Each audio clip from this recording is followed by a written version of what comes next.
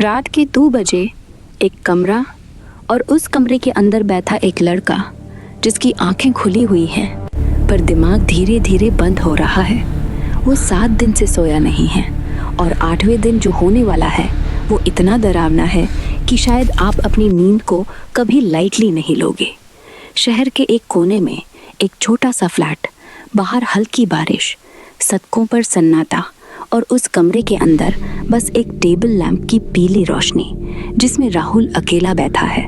उसके सामने कॉफ़ी के खाली कप, एनर्जी ड्रिंक्स के कैन और आंखों के नीचे गहरे काले गिरे। राहुल एक नॉर्मल सा कॉलेज स्टूडेंट था पर उसके दिमाग में एक अजीब सा आइडिया आ गया। वो जानना चाहता था इंसान बिना सोए ज़्यादा से ज़्यादा कितने दिन जिंदा रह सकता है। उसने इसे एक चैलेंज बना लिया। शुरू के 24 घंटे इजी लगे, फिर ऑटोटिक घंटे, आंखें जलने लगी, सर भारी हो गया, पर वो मुस्कुरा कर कहता बस इतना ही। तीसरे दिन उसकी आंखें खुली तो थी पर चीज़ों के किनारे हिलने लगे, जैसे दीवारें सांस ले रही हो। आवाज़ें थोड़ी सी डिस्टॉर्टेड लगने लगी, फिर भी वो रुकना नहीं चाहता था।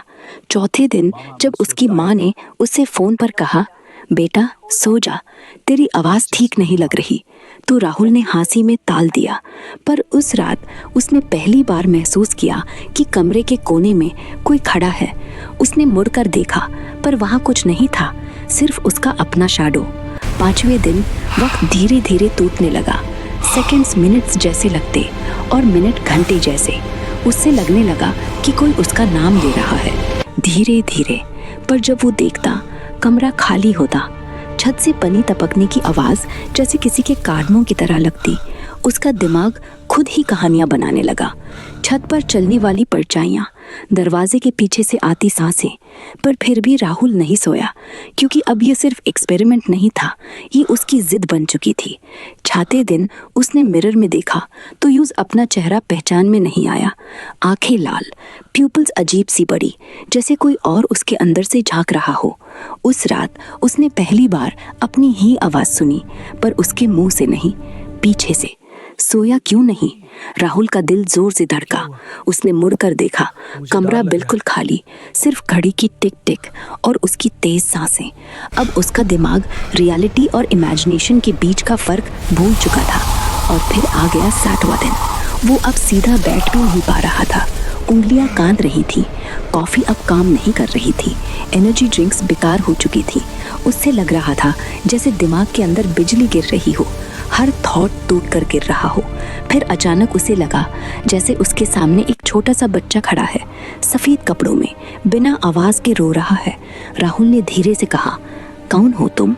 बच्चा धीरे धीरे पास आया और अचानक गायब हो गया। उस वक्त राहुल समझ गया वो हैलुसिनेट कर रहा है, पर तब तक वापस जाने का रास्ता बंद हो चुका था।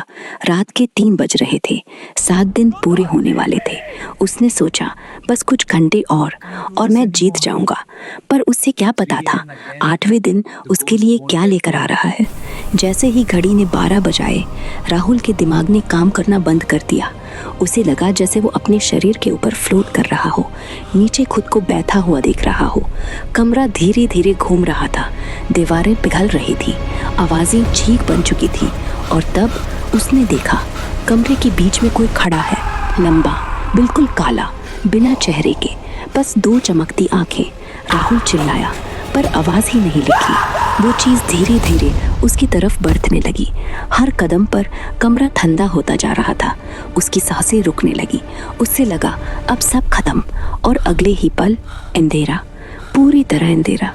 जब राहुल को होश आया, वो हॉस्पिटल के बेड पर था, बॉडी में ट्यूब्स, सर पर बंडाज। माँ रो रही थी।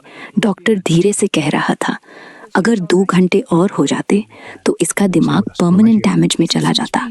राहुल ने आंखों बंद की। उससे याद आ रही थी वो काली परछाइयाँ, वो आवाज़, वो बच्चा। डॉक्टर ने बताया सीवियर स्लीप डिप्रिवेशन से दिमाग अपनी ही दुनिया बना लेता है, जहाँ डर, यादें और इमेजिनेशन मिलकर एक भयानक सच बना देते हैं।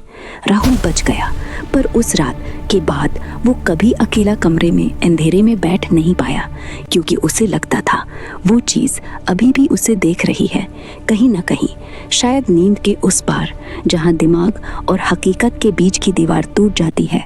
और इस कहानी से सिर्फ एक ही बात समझ आती है, नींद सिर्फ आराम नहीं, जिंदगी है। क्योंकि जब इंसान सो ना पाए तो वो धीरे धीरे जिंदा रहना भी भूल जाता है।